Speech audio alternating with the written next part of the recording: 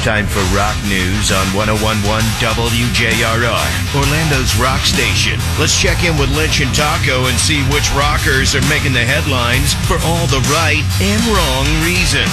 101.1 WJRR. All right, Rock brought to you by our Tuesday Ticket Takeover happening at 101.1 WJRR Instagram right now. You can swing by there anytime today at your convenience. You can win highly suspect tickets. Again, it's at 101.1 WJRR on our Instagram page. Just follow the instructions there if you want to be eligible to win those. Because you always have a browser open at some point. I have it right here. I want you to kind of pay attention to this segment. I'm just letting the listeners know. At some point today, you might want to, if you want to see just a ripping version of the Star Spangled Banner, Zach Wilde, he played it before the Seahawks game on Sunday.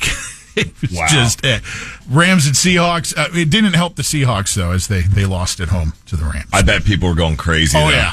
Because you know how loud they are there anyway. Yes. The 12s were in rare form. Some explanation from Tim Alexander, the now former Primus drummer who quit via email. We told you about that last week in Rock News. He cites, he did an interview earlier this week with Rolling Stone, and he said his decision to leave Primus was rooted in the need to prioritize his mental and physical health. Good for him. So, you can't doubt him then. No, I don't think anyone doubted him, but it was strange the way he did it. Initially indicated that he had just simply lost his passion for playing in the email that was just sent unexpectedly to his now former bandmates, who were a little caught off guard. You imagine.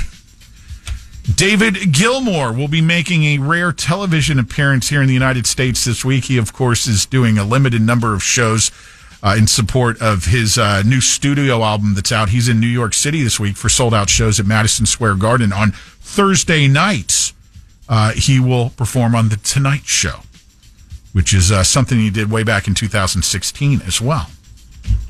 Although that go-around, I think it was Jimmy Kimmel. This time it'll be The Tonight Show with Fallon, Thursday nights.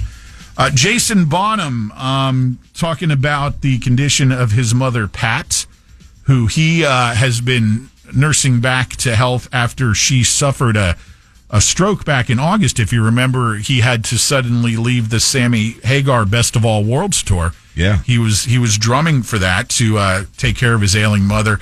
He posted on social media over the weekend that his mom has been facing some serious health issues, but she is on the mend and out of the hospital, which is great news for him. And he also wanted to, express that he really hated leaving that tour early because he said the energy, the connections, and the experiences were nothing short of incredible. But again, everybody understands. Family first. Yep, that's it.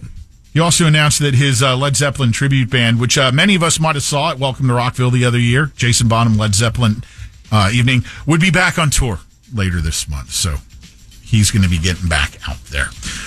Former Kiss guitarist Bruce Kulick is defending his former bandmates, as they were touring for the final time, that tour that finally did end, and then the accusations came of them playing the backing tracks and whatnot were out there, and then people were posting video showing that this was going on. Kulick says, you know what? You got to cut these guys a little bit of slack. All they want to do is put on a hell of a show and make the fans happy when they go home. So he says, for that reason, look, it was their last whirl out there. They wanted to make it sound and look as good as possible. They're not exactly spring chickens anymore. Yeah, a little on the age side. So that's his take on that whole situation. A new album from Thin Lizzy that will feature vocal tracks from their late frontman, Phil Lynott. Yeah, the acoustic sessions is billed as the first new Thin Lizzy album in 40 years. They're going to utilize never-before-heard vocals from Phil and acoustic guitar parts from founding guitarist Eric Bell. It'll be a 10-track album, which will include new versions of the Thin Lizzy classics from the band's early years.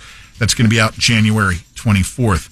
You got another rocker writing a memoir. This go around, it'll be Poison drummer Ricky Rocket writing a memoir due out next year. It's titled Ghost Notes.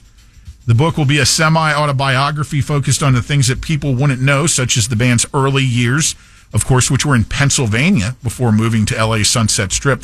The title is a reference to a drumming technique of playing the notes in between the notes.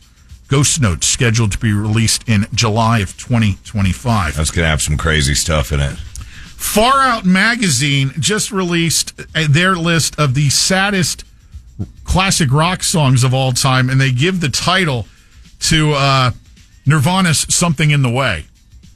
I would have a hard time disputing that. Yeah, that's a downer of a tune, man. There's a couple I can think of. Nirvana's it's often Nevermind, and it was quote unquote an ode to solitude. Some of the other songs that made the list. Give it to us, because I know, are any of these the ones that on Mondays we say, Pearl Jam's Black, Alice in Chains' Nutshell, Eric Clapton's Tears in Heaven.